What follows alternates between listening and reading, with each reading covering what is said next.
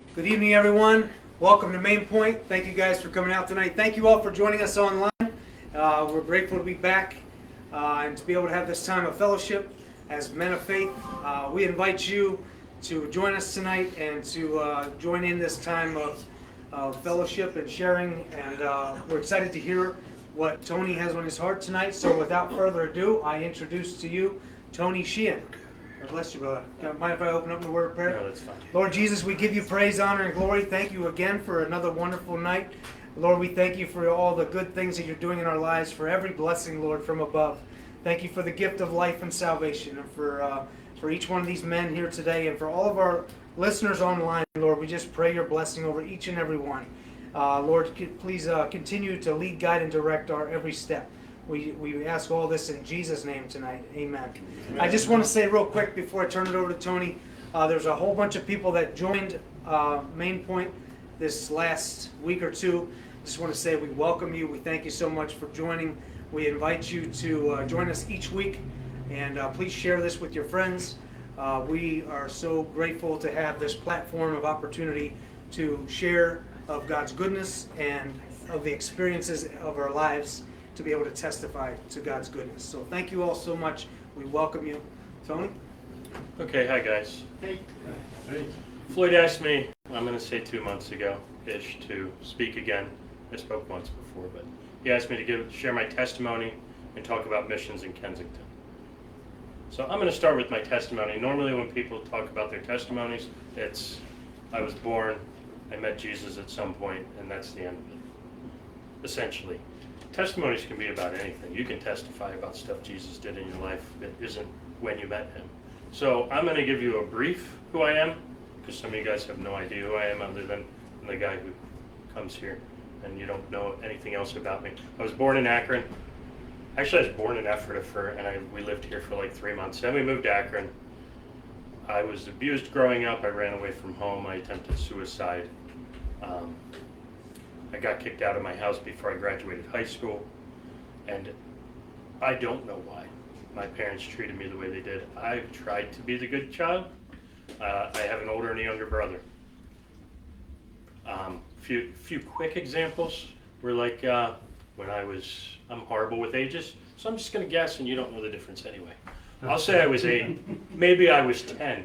Not that it matters. My family went to the beach for vacation. We all packed up in a car. They left me pack a suitcase. We drove to my grandparents' house. They dropped me off and said, it's a family vacation, you're staying here. Yeah, ouch, it hurt. Sure. Did I understand it? No. Do I still understand it? No. Best question is, do I care anymore? No. I got better things to do with my life than worry about things I can't change. There were all kinds of examples like that. I get locked in my basement for a month at a time. There's a basketball court in Akron, and over the summer we would go there and play basketball. My brothers, my neighbors. It was just something to hang out. My parents came home from work, asked me if I was at the school. That particular day I was not. I said, no. Well, we know you were. Well, I'm sorry, Mom and Dad, I wasn't. Well, we know you were. I'm smart at 12, 14, whatever. Okay, fine, I was. See, you lied, now you're in trouble. It was just that all the time, to the point where I found that it was best just to be quiet. So, and I still tend to be quiet. If I could pick the day, would it be up here preaching? No, I love fishing.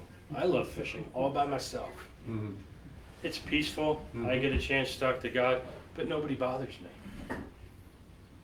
So that's my personality. That was growing up. I met my wife in 9th grade. Didn't know she was my wife in 9th grade, but we dated all through high school, got married, live in Lincoln now, on the far side of Ephrata, have 3 daughters. I guess I should put the saved part in there. So while I was still living at home at 17, I was so sick of living, even though I had a girlfriend at the time who, from 9th to almost graduation, she was teaching me about Jesus. It was like, well, probably shouldn't date a guy who doesn't know Jesus kind of thing, but as long as you're coming to church for me. I was a very curious kid. We would go to Catholic church, And we would tie, my parents would get these anti-pornography white ribbons and tie on your antenna. Mhm. And then we'd go home and there'd be pornography in the house to look at. Yeah, I went to church. If you didn't go to church, you were going to hell. Like, I think that was the only rule we had.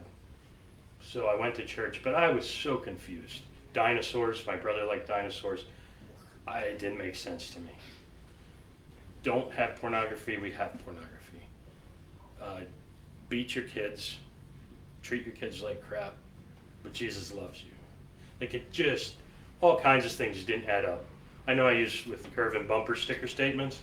I had bumper sticker statements all through my head, but none of them made sense.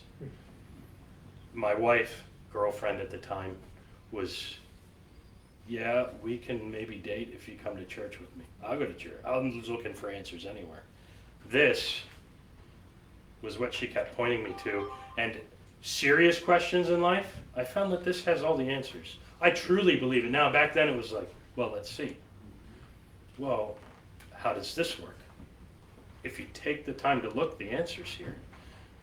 And these aren't stupid questions. I'm not talking about what are the ingredients for chocolate chip cookies. You're not going to find that in here. If that's what you want to look for, that's not in here. That's not the kind of answers I was looking for. I could care less how they're made. They're delicious, but I don't care they're made. Those aren't the answers I'm talking about. So when I was about 17, I shouldn't say about, I'm not sure where in 17 I was. I was in the basement of my house. I was to the point of Jesus and I had a relationship, but it wasn't me being saved yet. It was me talking to him.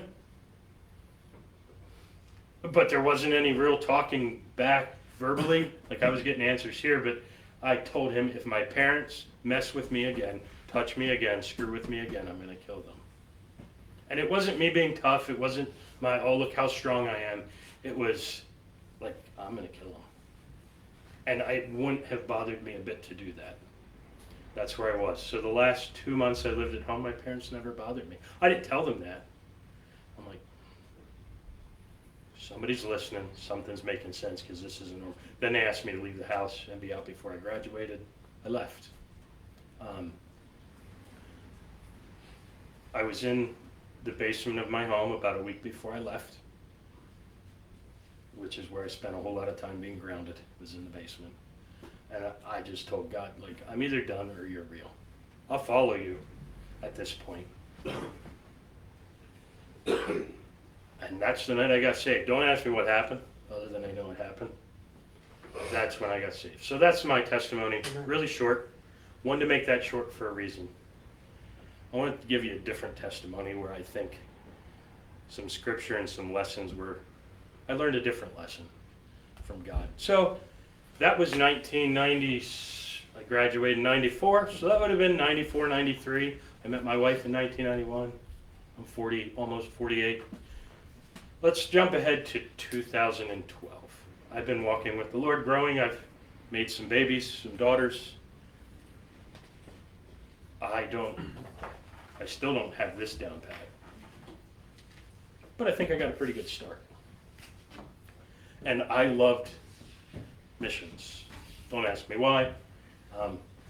Just did. Went to Mexico the first time. Loved it. Was really into missions. And I thought, I love missions. That means God's calling me to missions. I'm ready to go. Let's go. Grab my kids, grab my wife. We're going to go. That's where I was. Just because you love something doesn't mean God's calling you to it. If God's not calling you, I suggest you don't go. You shouldn't do anything God's not calling you to do. So, 2012, I made a deal with God somewhere around 2012. And I'm just sharing. I would change the verbiage now. I'm just talking as that time. I made a deal with God. It sounds pretty funny. Some of you are like, you don't make deals with God. No kidding, but I bet anybody who's walked with God has made a similar deal as I did. And then you come to realize you don't make deals. But I made a deal with God. I don't care what you do with me anymore. Like, not that you screwed Job over, but you sort of did. This is me talking at the time. Do I really want my wife dead? And do I want to be covered in sores? No, but I don't care anymore. Not in a bad way. Like, it sounds very apathetic, and I know when I share this it does. I wasn't apathetic about it. I just was like, God, whatever you want, I just don't care. If you call me to go to Mexico, which is where I would be if I would have followed what I wanted to do, but I didn't go, obviously. My wife didn't hear any calling. So if you're married and you hear a calling, your wife doesn't, you better check your calling again too. He'll call you both. Made that deal with God. I even told people like you that I met, yeah, God and I have this deal, whatever he wants, I don't care. I meant it as a good bumper sticker saying, somewhere around 2012, almost 2013, I started getting sick. Didn't think much of it, had a cough. Coughed a little bit. Another month went by. Instead of coughing once an hour, now I'm coughing twice. It's like, this is just annoying. So I have some things, I'm sure you guys have some things, but I have some personal pet peeves. Babies crying drive me nuts. Dogs barking need kicked. People who keep coughing, I want to put my hand over their mouth because it irritates me. Should it irritate me? Probably not. But I'd be lying if I was sitting here teaching you guys and there's a dog barking outside, I'd be like, shut the dog up, please. Somebody go kick the dog. It just is irritating. So coughing's irritating. But not if I'm doing it. 3 months go by, I'm starting to get coughing more. I'm starting to get angry with my wife and kids and everybody else I'm around. Starting to get irritated, not being able to sleep. Now we're in month 4. I realize I'm a bigger guy than just am. I normally, for the last 30 years, I've weighed 250 pounds. By this time, I'm about 205. Haven't seen that since high school. And I was in shape, playing soccer year-round. I was just always a big guy. So I've lost about 45 pounds. I wound up losing 70 by month 6. Couldn't eat. Just coughing constantly to the point where you feel like, just cough up your lung and get it over with. That's how I felt. I was coughing nonstop, miserable with everybody. Like, I didn't even want anything to do with my wife or my kids. Just leave me alone. I raised in Lancaster. I'm one of these. I'm one of the older guys now, so I still felt like I needed to go work. So I would still go do that, but I would be at work. I do HVAC work. I was working on a 4-story condo building. I remember walking outside, laying my head on the piles of drywall that were wrapped in the parking lot and coughing till I puked, even though I didn't eat anything, and coughing till I had a headache. I was in Coatesville at the job. My wife, I'm not sure, I'm going to say my wife called the doctor, but I had a doctor's appointment in New Holland. I'm a little stubborn with doctor stuff, like, yeah, whatever. I'll go when I need to go. I mean, I've been coughing nonstop, gradually ramping up this cough thing and losing weight to where I looked sickly for 6 months. Oh, and my walk with God wasn't going so hot either. Like, really? This sucks. Whatever, God. You want me to cough? Whatever. Like, you can imagine. My walk with the Lord wasn't going so hot either. Back to New Holland, went to a doctor's appointment at 4 o'clock. Don't ask me how I remember that, but I do. Met my wife there, walked into the doctor. The doctor looked at me, did something to my throat with stethoscope or something, and said, you need to immediately go to the hospital. I'm like, my wife is there, and I'm like, okay. He's like, it's one of two things. You either have lung cancer or you have sarcoid. Everybody in this room has heard of lung cancer. Nobody in this room, with the exception of maybe 2 hands, will know what sarcoid is. Has anybody ever heard of it? I had never heard of it till I had it. Anybody ever hear of sarcoid? Awesome. It works. Nobody's heard it. Neither did I. There were some emotions in that room at the moment, like, this isn't good. They're like, I was in my work van and work clothes, went directly to the hospital. Ephrata Hospital, like right around the corner here. Got put in a wheelchair. Got admitted downstairs, got pushed up to the 2nd floor. Now remember I said I really like being left alone. I really like being left alone. And when I'm sick and miserable, Main Point's probably the last place I'd want to be, or church, or my wife wanting to be around me. It was just, I love my wife, don't get me wrong. Got pushed up by a nurse to the second floor, got pushed down the hallway, and she turned in a room, the nurse, and nobody's in the room.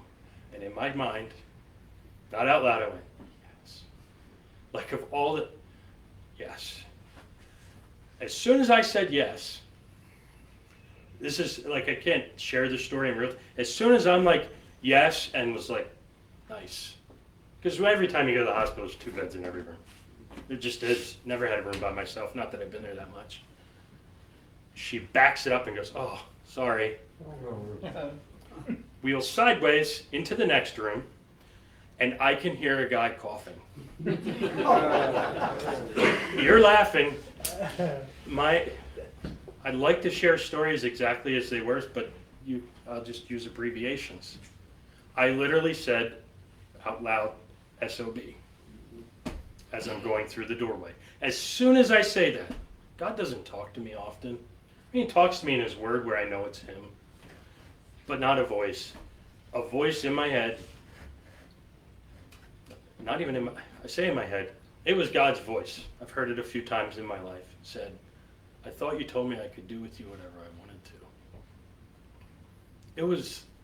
It's like I told Frank the other week, it was like a kick in the nuts. If God's ever kicked you in the nuts, you know it. And if you've ever been kicked there, you know it.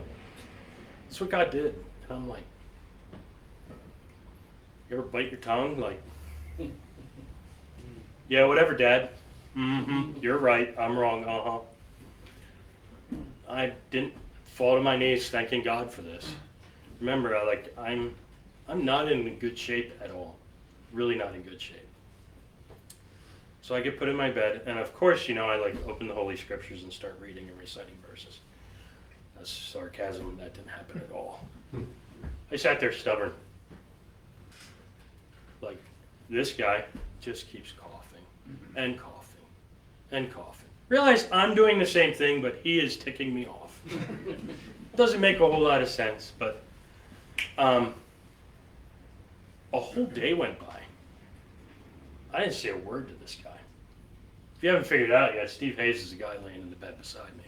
Oh, wow. Yeah, I'm not getting to the good part yet. The nurse comes in at one point. I realize it hurts to talk. They still didn't tell me what I have. Still laying in the bed. That's all I could do was lay in the bed. A nurse came in. This guy wouldn't shut up. Steve Hayes likes to sing, he likes to talk. Likes to cough, but he likes to talk. He's talking about all kinds of stuff. And the nurse came in. Realize I haven't talked to the nurses either. Like, I'm not talking to anybody. She goes to me, have you ever done missions trips? Like, okay, God, sense of humor here. Yeah. You just look like somebody that would. And left. Yeah, your whole this is, I'm not exaggerating, I'm not adding to it. I mean, you got to realize some time has passed, like hours that you're sitting there in between this stuff. But this Steve Hayes guy that I refuse to talk to looks over at me and goes, you one of those Jesus guys? Uh-huh. Let's just say it didn't start off well.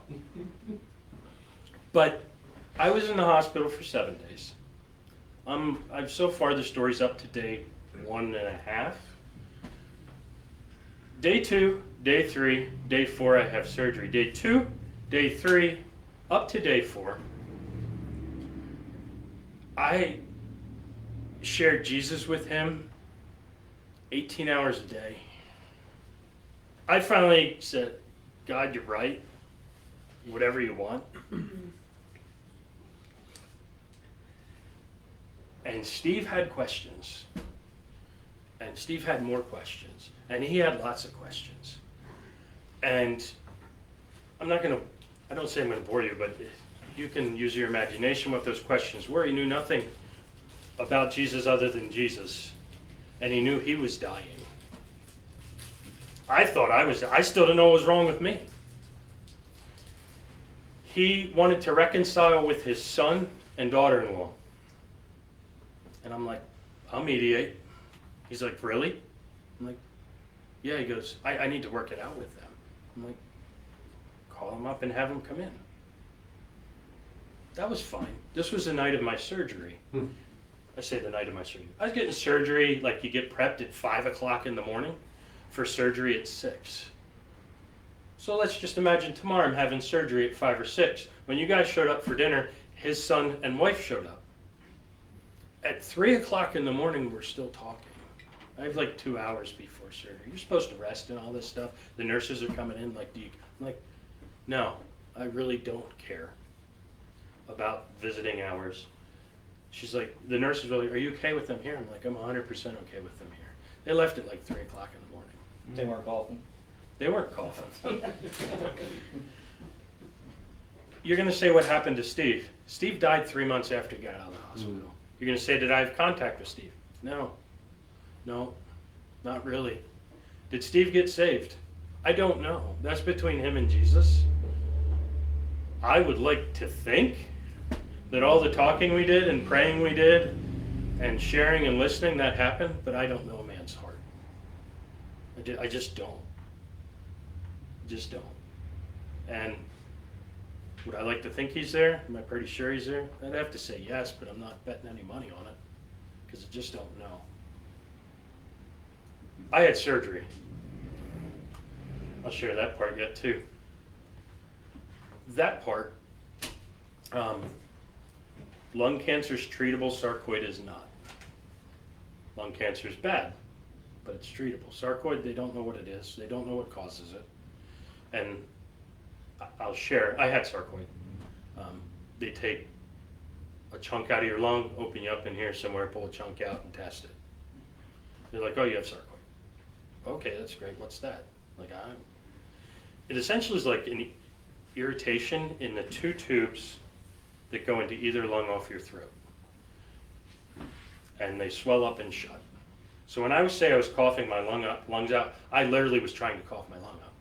There wasn't mucus, there wasn't, oh, I'm gonna just, you cough hard enough, it'll come up. No, it won't. Not unless you can dislodge your lung and bring it back up through your mouth. Like, that's what I was trying to do. It's like poison ivy in your throat. It's not a disease. What causes it? Well, not poison ivy. Don't know. Checkups for that are like 6 months out because it takes a long time to get and a long time to go away. So 6 months go by from the time I have surgery. They're not really giving you anything for it because they don't know what to give you for it. They give you a steroid shot. I guess that's to make you feel good. Whatever. From the time I got out of the hospital, the 6-month checkup, I felt normal. I felt like I do today. The day, 6 months out, that I'm supposed to go to the doctor, over here behind where Kmart used to be, there's a doctor's office up there. That's where I was supposed to go. I lost my job that morning. I got fired. Guess what happens when you get fired?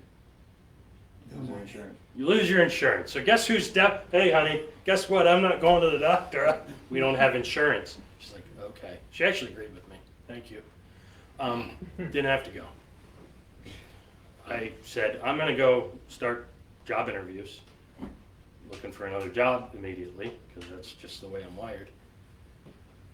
She called and canceled the doctor appointment at 8 o'clock that morning. It was for 2 or 3 in the afternoon. She called and canceled it. 2 hours later, my phone rings, and it's the doctor. He goes, I don't care if you pay for it or not, you need to come in today. Most of you, if you're like me, would think that's bad news. I actually knew what the doctor wanted. So I went to the doctor's appointment, and I knew what I was walking into. I just did that time. Usually don't, but that time, I think my wife thought it was bad news. Like, you're gonna die in 3 hours. That guy, if you have a wife, maybe you know that feeling. Or, oh my gosh, I'm gonna lose the supporter of my kids. I walked in, the doctor goes, I just had to bring you in here to tell you that I've never seen this. It's like you never had it. I know. I know why I got sick. I know why I went to the hospital. And I know I never really had it, other than, it sounds dumb, I sort of do. The tubes going into my lungs are really small. It doesn't take much for them to swell shut. I would say if you want to know how I feel, like close your mouth, push a finger against a nostril, and now just go live life. That's what my breathing is like. So I play soccer. I played this morning with my 3 daughters at this tournament. They told me to wear the shirt, so I did. Because maybe they're watching, maybe they're not. I get winded really fast. Not because I'm fat and lazy. I just can't breathe. There's no cure for it. But I feel normal again. So I went to the doctor. I knew he was going to tell me. It's like, you never had sarcoid. I'm like, yeah, I know. The lesson I would tell you guys in that is this. And it's, I hate to sound like an old person, but the older I get, it's sort of, God will work out all things for your Good. Do you believe that? If you believe that, stop pretending you're having a bad day as a Christian. And stop going, my circumstances suck. They might, because you're a moron, like me. And who's going to cough for 6 months and make a deal with God that he can do whatever he wants to with me, and then swear and complain about it when he does. Stephen, I would like to think that I went through all of that to reach Stephen. I reached Stephen. I'm hoping that the result of that is I get to see him in heaven again someday. But I don't know if any of you guys are saved. You don't know if I'm saved. I can tell you I am, but you'll know when you get to heaven. Because Jesus even says there's people that you think you're going to see there that you aren't. That's the testimony I wanted to give you, not just being saved. So that was probably one of 2 testimonies that I would share other than being saved. The other one is my parents, whom I hated and wanted to murder and kill. Prayed for them for 20 years. And the prayer was, good Christians, and if you're a good Christian, you pray for everybody to be reached. And I did that. Even the people, pray for your enemies. Well, mom and dad are my enemy, I'll pray for them. Curvin, I pray that you will reach them with Jesus, because I'm not. That's how your prayers go. I'm being honest, guys. Like, it sounds good to stand, I pray for everybody I love. No, you don't. You do. But I had to go to the hospital again. Funny play. It sounds funny now I'm saying hospital again. My dad was in the hospital. He died 3 days after I had to go in and witness to him and share Jesus with him. That's the hardest thing I ever did. Hadn't talked to him in 15 years. Not going to get into that much. Just wanted to share that one, that God can call you to do really hard things. And sometimes the things you're praying for, you're the actual answer. You just don't know it. That's right. And I literally prayed for 15 years. I'll pick on, where's Damon? Oh, yeah. Typical, watching cars. I literally prayed for Damon to go talk to my dad or Floyd. I literally prayed for other people to go reach him, because God's going to do that, because that's what Christians, like, I want them to find Jesus. Just, it ain't going to be by me. It was by me, for both my mom and my dad. So, that's the testimony part. The other part Floyd wanted me to talk about is missions. So, let's hit that. Oh, I'm running out of time fast. Awesome. We're going to make it really fast. You all right? Yeah, I was going to read a whole spiel, but we're not going to now. Excuse me. Matthew 13.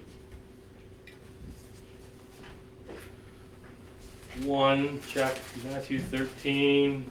I'll say it here in a second. Yes. So I'm going to hit the title. If you've never read this before, please do. I'm not going to read through the whole thing. Jesus tells the parable of the 4 soils. If you've never heard about it, Jesus tells a story about 4 soils. I was going to ask some questions. I'm so used to teaching youth group. I ask kids questions so they feel involved. What does Jesus tell in the story? What happens to the four soils? Simple kindergarten answer. Some of the seed takes root, Seed. some it grows a little and dies, some it doesn't root at all. Yes. We're called to go throw seed on 4 different kinds of soil. Correct? I mean, that's the summary that's even in the heading. Read through it sometime. So, Floyd, do you have pictures? Can you show the first picture, please? Good soil or bad soil?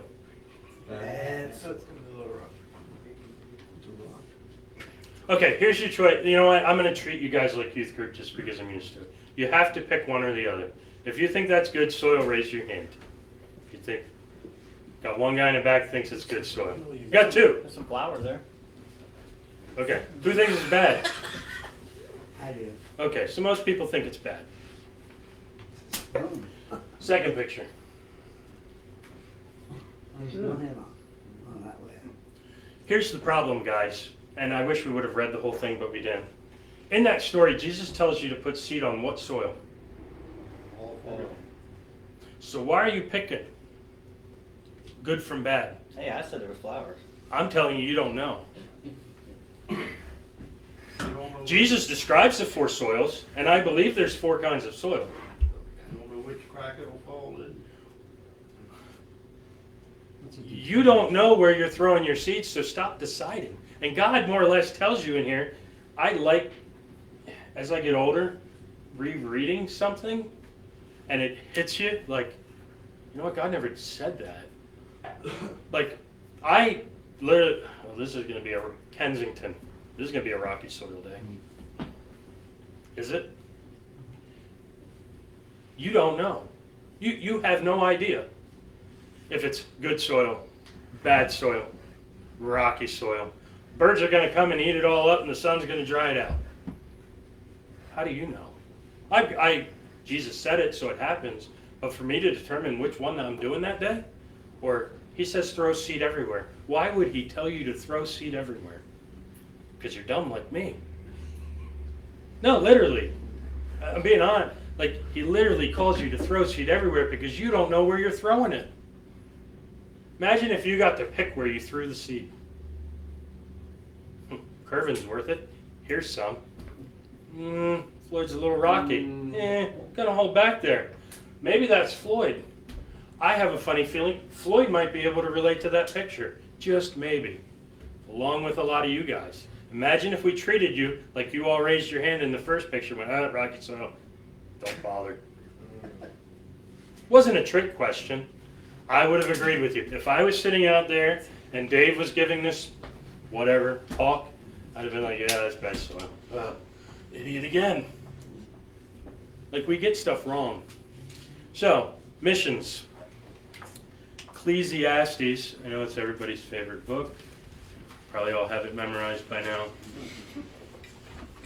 Ecclesiastes 11, 4 through 6. I'll read it in case you're not there. He who observes the wind will not sow, and he who regards the clouds will not reap. It's too windy. It's too cloudy. Sort of sounds like another seed parable.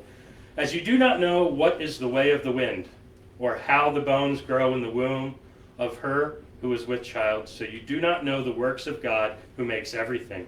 In the morning sow your seed, and in the evening do not withhold your hand, for you do not know which will prosper, either this or that. In other words, don't look at the rock in the field and go, rocky soil, I ain't bothering. My mom and dad suck, and they're too hard, and they abuse me. No seed going that way, guys. No. Jesus says, throw your seed everywhere. It will land on one of 4 kinds of soil. Isn't that a nice thing to know? It's not for you to determine which of the 4 it is. He'll take care of that. He brings forth the growth, not you. Just chuck the seed. That's what Ecclesiastes says. Don't withhold your hand. Do it in the morning, do it in the evening, throw seed everywhere. Seed is what? Truth. Gospel. Love it. Why do we throw seed is probably even a better question. I'll get, you know what, I'll just give you the answer I want so it makes more sense. We throw seed at people because we want them to defeat the devil. Essentially, we want them to defeat the devil. How do you defeat the devil? Revelation 12:11 says this. And they overcame him being the devil, by the blood of the Lamb. Who's the blood of the Lamb? Jesus. And the word of their testimony. You don't have a testimony if you don't know who the blood of the Lamb is. Those two things overcome Satan. Your seed is those two things and those two things only. And those two things you have the minute you decide to follow Jesus. When you accept Jesus, you have a testimony in Jesus. So when do you start throwing seed? Minute 2. I'm going to let that sink in. I've thought about that for a very long time, and I did not reach that conclusion in the first 20 years of being saved. He gives you those. So when you're making excuses like, here, I'll just throw it out there. Let's do, what's 1 Chronicles 21 about Floyd? Don't look. Just say you don't know. Who's scared that somebody on the street's going to ask them that, other than me? I used to be. What are the fruits of the Spirit? What are all of them? You don't need to answer that. The book of Titus, how does that fit in? Why do I need to know that? You probably don't even know where Titus is at. It's funny, Jesus says we defeated him by the blood of the Lamb and the word of their testimony. Now, where does he say we defeated them by Bible knowledge? I want you to keep that in mind for a reason, because we're going to do something else. I'm supposed to throw Kensington in there. You're supposed to throw seed everywhere. I personally like going to Kensington. I feel called to Kensington, but I like it because I'm very black and white and blunt. And when you were in your addiction, you were probably very serious, black and white and blunt. And I love talking that way. I love going down there because they don't have anything to hide, and they're easy to talk to, and I think they're closer to Jesus than the church-going people that warm a pew in Lancaster County. They're harder to talk to. They're going to ask me what Titus is about, and I'm going to be like, yeah, sure. I have no clue. I'd be lying to you if I did. Do I have this memorized? No, I don't. I'm trying to learn more every day, but the idea that I have it all done, yep, Bible's done. What's next? I'm not there. That's why I think Jesus made it really simple. They overcome Satan by Jesus in your testimony. So when you go share Jesus in your testimony, you don't need to know what's the white horse in Revelation all about. Oh, there's a white horse? I don't know. I guess that's Jesus. You don't have to make up stuff. Jesus says, share these two things. Guess who's going to take care of all your shortcomings if you're doing this? He is. Jesus is going to take care of it. I mean, interrupt you. What do you mean by testimony? I mean, your story, your connection? Testimony is how you met Jesus. That's what most people are asking. You can have testimonies of healing. It's just, what has God done for you? Why are you following God? When did you make a decision for God? I knew you could answer That.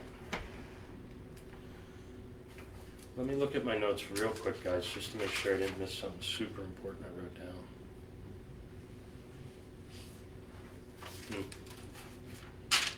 Madeline says, hi, Dad. Hi, Maddie. She's finally off work. Like the shirt, huh? Okay, so Floyd has agreed to do something with me, but he doesn't know what he's doing. I love missions.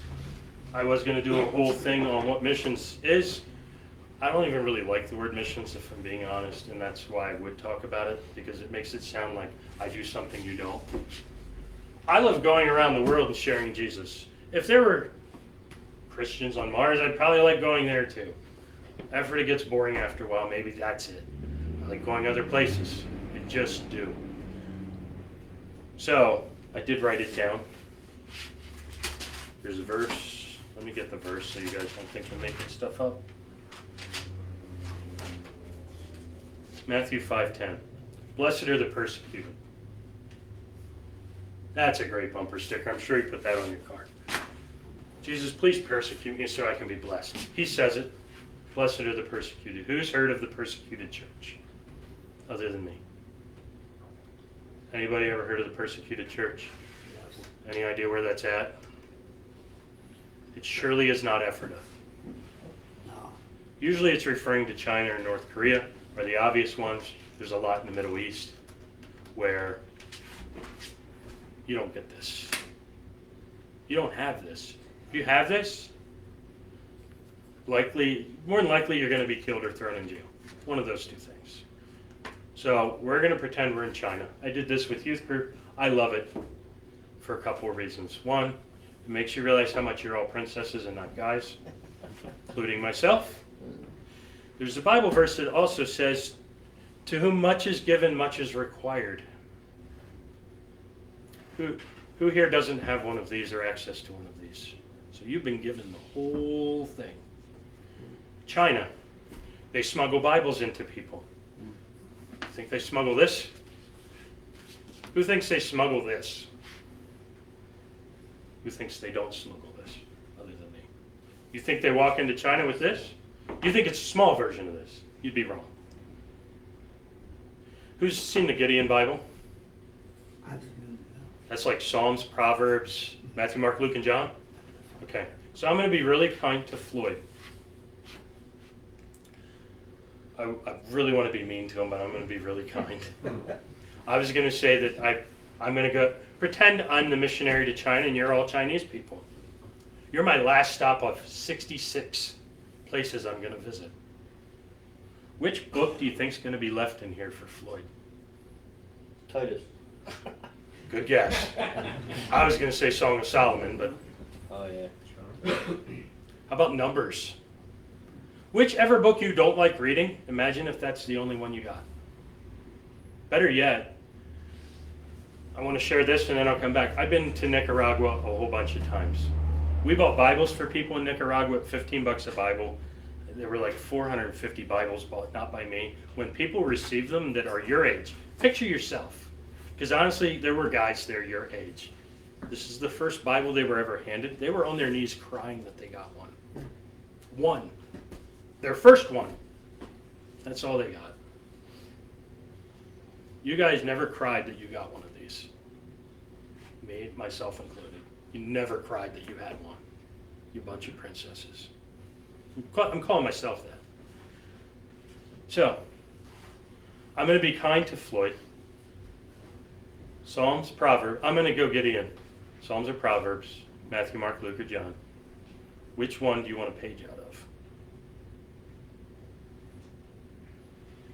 I'll give you 30.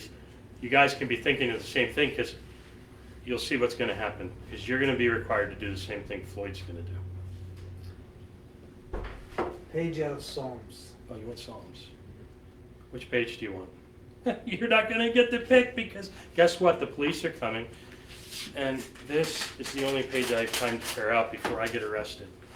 People in China, this is a huge honor for them. And they're like, they feel honored to get this. For the next week, he got, what did you get? Just chapter and verse. Chapter 73, 74, just 75, 75, Guys, 76. here's my challenge to you, and I'm being 100% serious. For the next week, Floyd, when you come back next week during worship hour, you do not have access to the TV. You have access to that page and that page only. And that's all I want you to read this week. Pastors in China get one page, maybe for a year, maybe for 3 years, for their congregation of you guys.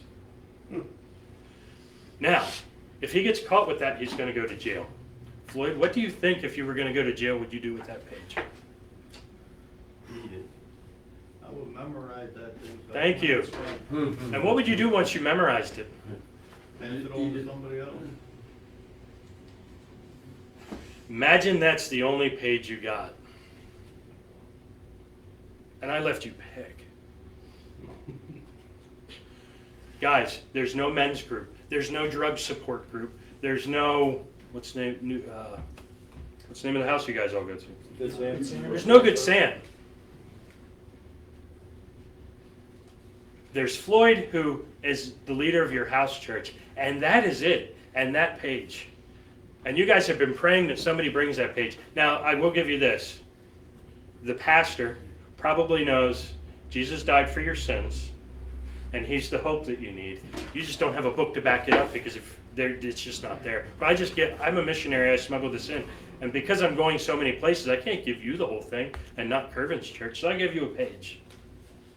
That's your page for the whole week. Every time, there's no daily bread, there's no podcasts, there's no YouTube. Okay? There's no classes and seminars you're going to. And in all honesty, because I know Lynn, if Lynn was here, I was going to be nice and give Lynn a second page. And you two could trade pages, but the only place you could trade them is up on top of the Effort Mountain where nobody's at. You could trade pages if you want. Then you have 2 pages to share with us next week. But I would challenge you guys, Psalms 73, 74. 73, 74. We'll just stick with those 2. He might have a little bit more of the end of 72 or a little bit of 76. I don't know. 75 into 76. See, that's all you got. Read that for a week. I had my kids in youth group do that. You would be amazed at the insight they got from 1 week of putting all the other stuff aside. And that's all you got. If you want worship music next week, Floyd, I suggest you come up with some worship songs from that. What do you want me to sing? The people, it sounds funny, Yeah. but if you want to put yourself in China or North Korea, there are places in the world with millions of people like you guys, and they are dying, literally, for pages of the Bible. So you want to sing to God? My guess is you just got something to sing about. That would be my challenge to you guys. I love missions. I will share this yet and then wrap up. When I do it with youth group, if I was doing it here, it's different doing it with grown men. I invite the whole youth group to come and the meal's provided. Except the meal, when I did it with the youth group, was a scoop of rice and a raw carrot. That was your meal. You didn't go back for seconds. You got your scoop of rice and that much of a raw carrot, and then we went into our Bible lesson on missions. My guess is if you came here and you got rice and carrot, most of you guys would be upset, or somebody would be. But there's a huge world out there, man. Following Christ is just so not about you. And to whom much is given, much is required, has taught me that. Have you ever thought that you're blessed that you got the whole thing? Or are you like, this is an NLT. I like NIV.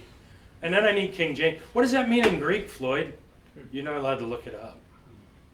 Anything that's already in your head, you may use in next week's first hour or whatever it is. You can use whatever's in your head or whatever you have memorized. But I'm going to be the policeman sitting there next week, and if you cheat, be like, that's not on that page, Floyd. And you didn't memorize that. That doesn't count. You can't go there. Just remember, I'm officially off probation now. You can't lock me up right away. I'm allowed to carry. Okay. Oh, man. Anyway. Now I realize you might have other stuff going on during the week where you actually need. This is why I didn't tell them. If I told them there's too many, if you're meeting with somebody and you need Matthew, Mark, Luke, and John, because it's fine. But as much as you can, or if you can completely, because this is what I'm going to do. Whatever page you pick, it's the page I'm reading for the next week. And when we come back next week, that first hour is only going to be on those 2 things. Psalm 73 and 74. That's it. That's all you got.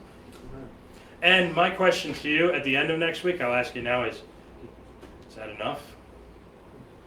Is that enough? Imagine if I had to rip the sheet in half yet. I'm not exaggerating these things. I've read a lot on it because I enjoy it. And don't ask me why, I just enjoy missions. We have so many opportunities in the United States for things that we do for Jesus that I think we forget who Jesus is, which is sort of what we were talking about in the first part with YouTube. And you got Jesus on one page for a week. Is that enough? There's a whole lot of people in the world that are falling to their knees crying because they got one page. Floyd didn't fall to his knees and cry. He's probably going, this is going to sort of suck for a week. To whom much is given, much is required. And you got the whole thing. You're going to be required for the whole thing.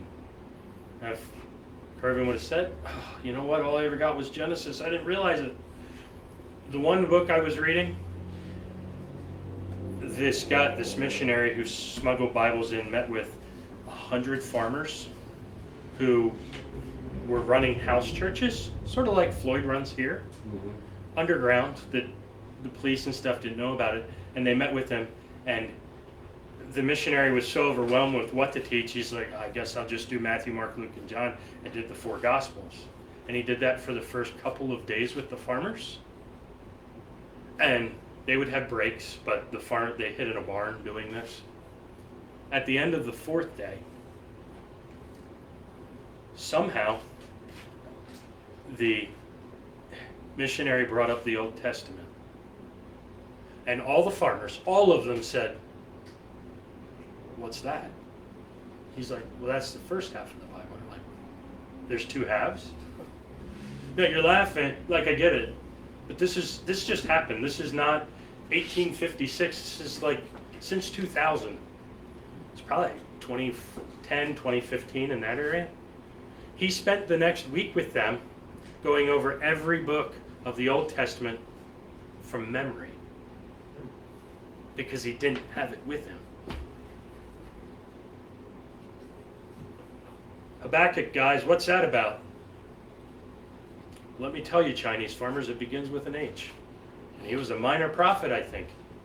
What's the book about? I don't know. Shame on me. If you know it, like that's impressed. I get inspired and impressed with missionaries that are able to do that. Would I love to smuggle a Bible? Yeah, 100%. Was it rewarding to see people in Nicaragua getting Bibles and falling to their knees crying? And I'm like, it cost me $15 to get you this. They don't have $15 to get one. A 60-year-old guy crying because he got a Bible for the first time? And not because he didn't want one. He didn't have one. It's overjoyed and cried. Yeah. When's the last time, I know I keep saying, when's the last time you picked this up and cried because you have it in your hands? My guess is, never. Never. I would pray that the Lord softens your heart to, you got the whole thing, guys. And my guess is there's a lot of this that goes on with it, rather than this. That's all I got. But next week, I'm hoping you're okay with what I shared. Yes. And would yes. like you to do. Yep. I will be joining you in that. And guys, that's what we're going to be talking about next week. I know you love the songs. So do I. But if you want to do missions, you ain't got that. You gave him an easy one, though. I looked up Psalm 73. There's a message in the first 5 verses. He That's don't right. got that. Well, what I was going to do, in all honesty, was pick, and I don't even know who. I'll pick the guy in the green hat. Give me a number between 1 and 1100. 100. 100. This is what was going to happen. Oh, that sounds like numbers. Floyd, what is Oh, it? 70? Oh no, Leviticus 13 and 14. A chronic skin disease, and the priest must pronounce the person ceremonially unclean. It sounds like an exciting chapter, guys. Yeah, especially the one who has psoriasis. Yeah. There's some stuff in here where Jesus better give you a revelation if that's the only page you got. I cannot imagine crying over a page of Leviticus. Just can't. You want to talk about hope and salvation?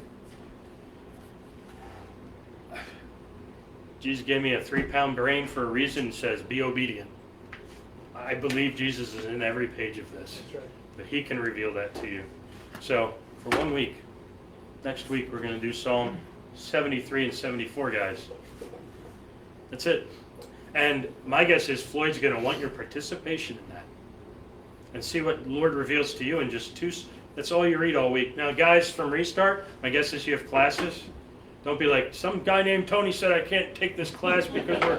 No. If you do classes on in your private reading time, like anytime you have a choice, Psalm 73, 74 is all you do. If you're like, but I read my daily bread, put it away. But I listen to this podcast, turn it off. Jesus is in Psalm 73 and 74 for a whole week. I know I can keep going on, but in China you wouldn't have a choice. In North Korea you wouldn't have a choice. In the Middle East you wouldn't have a choice. If that's all you got, that's all you have. Well, let me talk to my buddy. That's all he has. Well, let me talk to Kurt. That's all he's got. Floyd, what do you got? 73, 74, man. That's what we got for the whole week. I say a week. How often do you think a Bible gets smuggled into, not China, but Ephrata, at Main Point, in this building on a set? How many Bibles do you think would get smuggled in here if we were in China? One every 2 or 3 years, maybe? A missionary might show up with a Bible, and you're like, oh, Lord, give me a second page. And he's like, I just gave you 1,100. But imagine if you're praying for a second one. And then you got this teaser of 75 on there that ends in the word and. You're laughing. What's the last word on the last page? Before you. Before me what? Is that with a period or comma? It's period. Okay. Oh, you got lucky. Maybe it was a complete thought. I don't know. What's funny is that's the page he has. Not all Bibles are the same. Who knows? But that would leave you wondering, wouldn't it? And where are you going to find your answer to any question you have about that page? Well, they'll have the internet over there? No. Everything over there is the government telling you what to believe in their Jesus and their God in your life. And they're your everything. You live for them, you die for them. They do, but it's heavily censored. You only see what they want you to see. Right. You can't look up what you want to look up on the internet. No. And if you try too many times, they'll come arrest you for that too. It's hopeless. So when a missionary shows up with hope, guess what happens? I just reading the story about the Old Testament and New Testament, and they had no idea after 4 days that there were 2 parts to the Bible, because he just stuck with Matthew, Mark, Luke, and John. And they spent the next 2 weeks there. Okay, now I don't even remember. It was either a week or 2 weeks they spent not farming and staying there and learning the Old Testament. So can you imagine hearing it one time and having to try and remember everything to take it back? And he's got one Bible and hands the guy a page, like I handed Floyd, and that's it. So, blood of the Lamb, word of the testimony. Do I want all you guys to go to Kensington? No, I don't. I want all you guys to do something. You're called to spread seed. You can do it in China. You can do it in Ephrata. You can do it wherever you want. I don't care. Are we taking the 3rd Saturday of every month going to Kensington with people that are on drugs? Sharing Jesus with them? Yeah. You want to know what the biggest thing in 2 to 3 years I've been going has been? The biggest help was the first time Floyd, Frank, Troy, maybe Kervin? I don't remember who exactly it was. But I actually had ex-alcoholics and drug users come. Steve was maybe along. I think Steve was. Steve could have been along. When I go down, I never did drugs, guys. I never drank alcohol. It's not a pat on my back. I just didn't. Can I share Jesus with? Yeah, I can. Guess what's even better?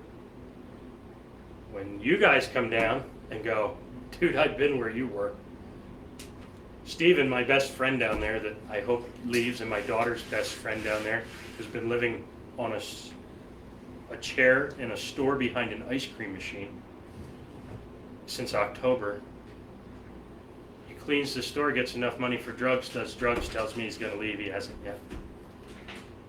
I can go down there and talk to him, but he knows I'm full of crap if I try to relate to him. We've even had a talk about that, which is great, other than, dude, I don't know what it is like to be high. I don't. I know what it's like to be hopeless, but I don't know what it's like to be high and hopeless. Never been high. Never been on alcohol. You guys have something to share that I wish you'd sign up, get in the van, and go down. You have something to share. Jesus says, take your seed and throw it. Please come along and throw it. Does it have to be Kensington? No. But if I'm like, Brandon, where are you throwing seed? And he's like, well, Denver every day. Awesome, then don't come to Kensington. You don't have to. You don't have to go there. Jesus says, do it somewhere. Chuck in seed somewhere. All the time. Not, you know what? Last October I threw some seed down here. Pretty sure it was rocky soil. Done with that. It doesn't work that way. It doesn't work that way. You're supposed to throw it. Ecclesiastes, that awesome book, says, throw it in the morning. Throw it at night. That sounds like every day to me, guys. Everywhere you go, every day. So I think I went over. Thank you. I'm done. All right, thank you so much, Tony. I hope you guys were as blessed as I was by this message. Let's give Tony a Guys, truly, we are blessed beyond measure. The thought that came to mind was, we are blessed beyond measure, but is there any measurement to the way we steward the blessing that we have? You know?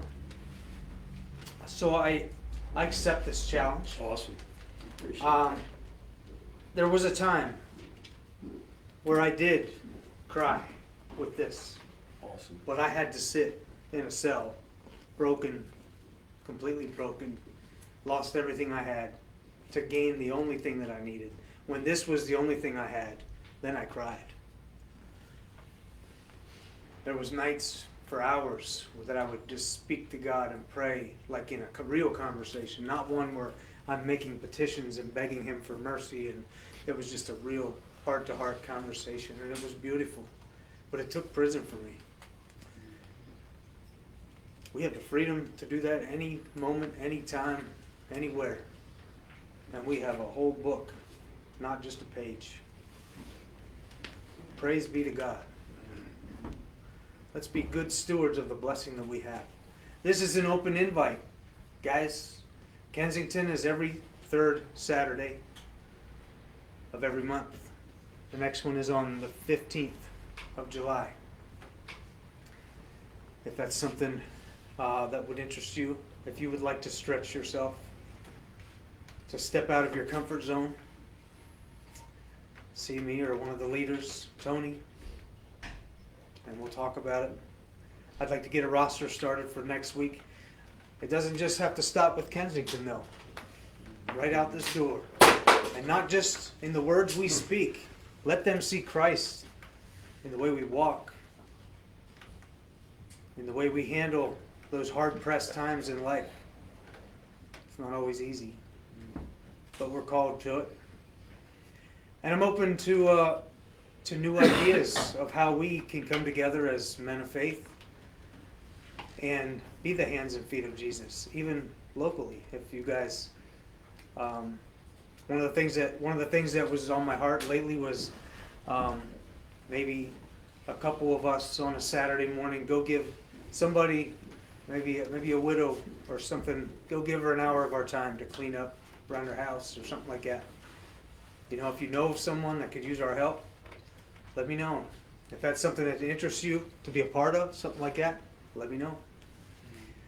This is our opportunity and chance to do what we've been called to do. So I wanted to, before we close out Facebook, there was 2 prayer requests that came in the last 2 weeks.